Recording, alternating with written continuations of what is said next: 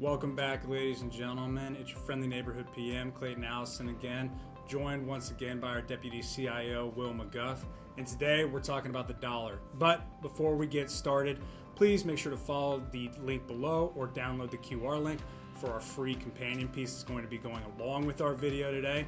But like I said, we are talking about the dollar. And Will, we've seen the dollar here stateside decline a little bit in value over the past 10 months here. So could you really break that down for us as to what that means for the broader economy and commodities like gold as a whole? Yeah, thanks, Clayton, and thanks everybody for tuning in. Here in the States, we don't think about the dollar very much because it's part of our day-to-day life that we transact in.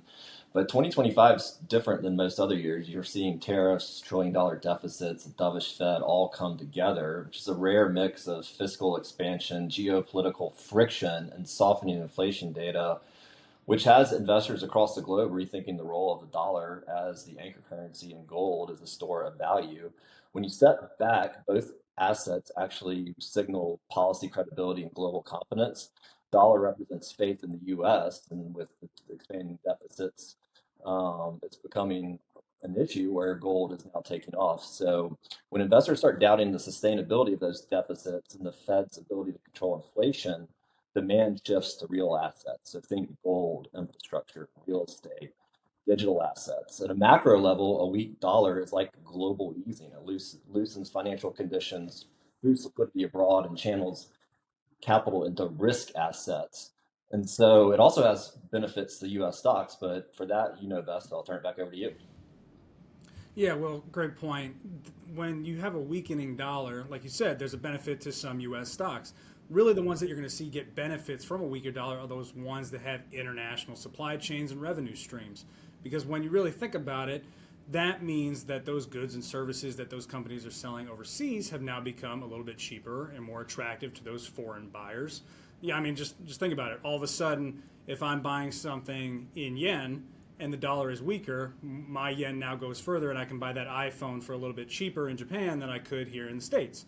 And then that gets converted back and reflected positively on the balance sheets of those U.S. companies. And usually that's a boost to revenue streams and earnings when it comes to quarterly earnings reports, which we're about to see in the next week or two. So really, it's those globally diversified companies, the Apples, the Microsofts, even some industrials like Caterpillar and things of that nature that you're really going to see a benefit from a weaker dollar internationally. Now, they may lag a little bit here domestically, but that's not to say that they're going to be met with an exorbitant amount of headwinds all throughout. Now, that's just kind of more of the micro viewpoint on that, but really we got to take into a broader picture as to what that means for your overall portfolio. So, Will, when a dollar weakness is appearing like this in the economy, what does that kind of facilitate for you when you're trying to build out models and asset allocations for clients? Yeah, so the number one effect of a weak dollar, as we've seen, is risk assets higher, but also this gold craze that we're seeing right now. We're getting just as many questions about gold in the most recent time frame as we got about Bitcoin probably a year ago. And it's really hard to imagine a better environment for gold than what we've seen this year. Again, high deficits, political uncertainty, a dovish Fed, falling real rates, soft dollar. That's pushed gold up. It's up over 60% this year. It's probably too far, too fast, in my opinion. So gold is a store of value. And again, this is where the role of the financial advisor comes into play. Conservative investors that want that store of value and ballast in the portfolio certainly could make sense for there. So I kind of view gold as maybe a tactical hedge, not a core allocation. Over the long run, if you look at data for like 30 or 40 years, a 5% allocation to gold doesn't really change a diversified asset allocation that much. You're still looking similar returns, maybe a little bit less volatility. So my recommendation here is, gold is a shiny object.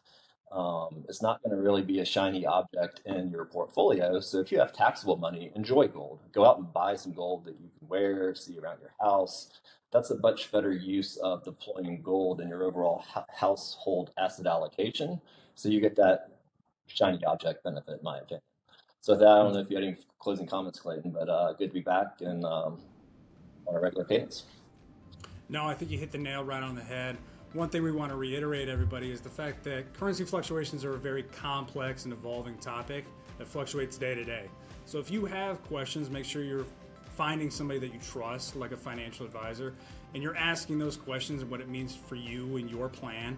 And as always, feel free to reach out to us. We're always happy to answer any questions that we can. But once again, big thanks to Will for joining us back. We've both been gone for 2 weeks. But as always, we want to make sure that you always stay invested, stay informed, and we'll make sure to see you the same time next time.